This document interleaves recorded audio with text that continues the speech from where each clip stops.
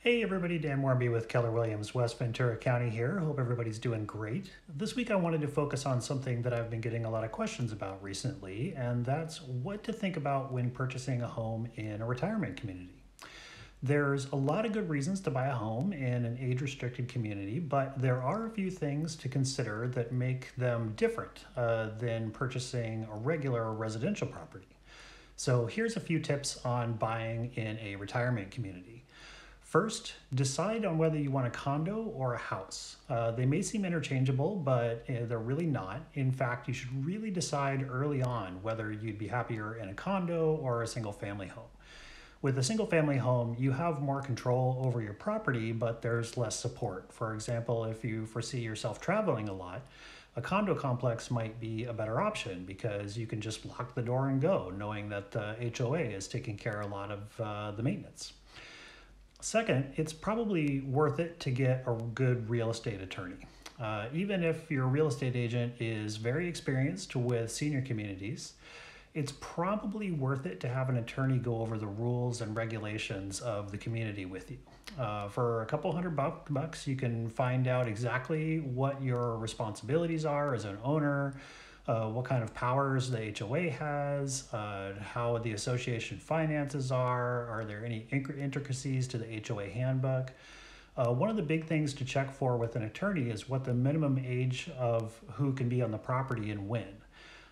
Most of the time, at least one buyer has to be 55 years old to purchase a property in a retirement community, but a lot of times there's age restrictions on who can be on the property and when.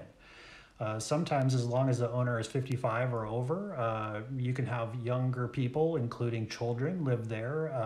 But at a few communities, you can't even have anyone under a certain age stay overnight. That can really impact how you're going to use the property if you have kids or grandkids that visit from out of town or might need to stay with you for an extended period of time at some point.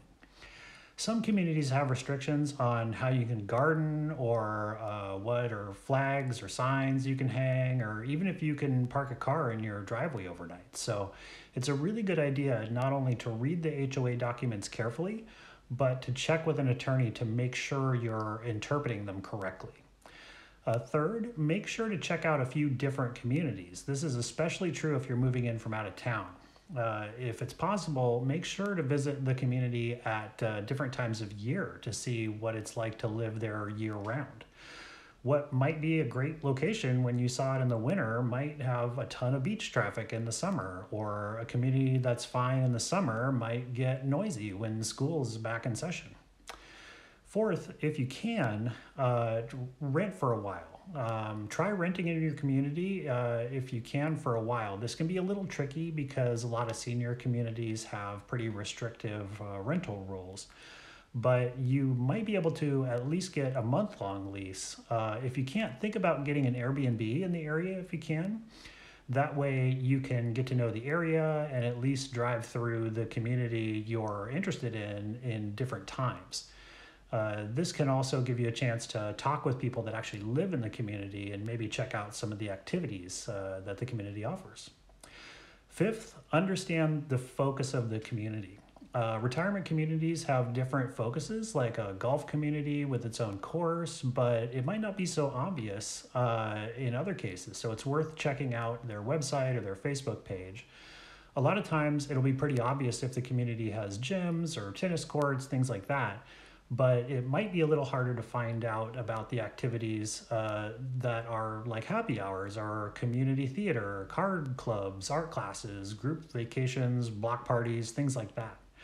Well, I hope that helps. If you have any questions at all, let me know in the comments. Don't forget to like and subscribe for more West Ventura County real estate content. Have a great rest of your week, everybody.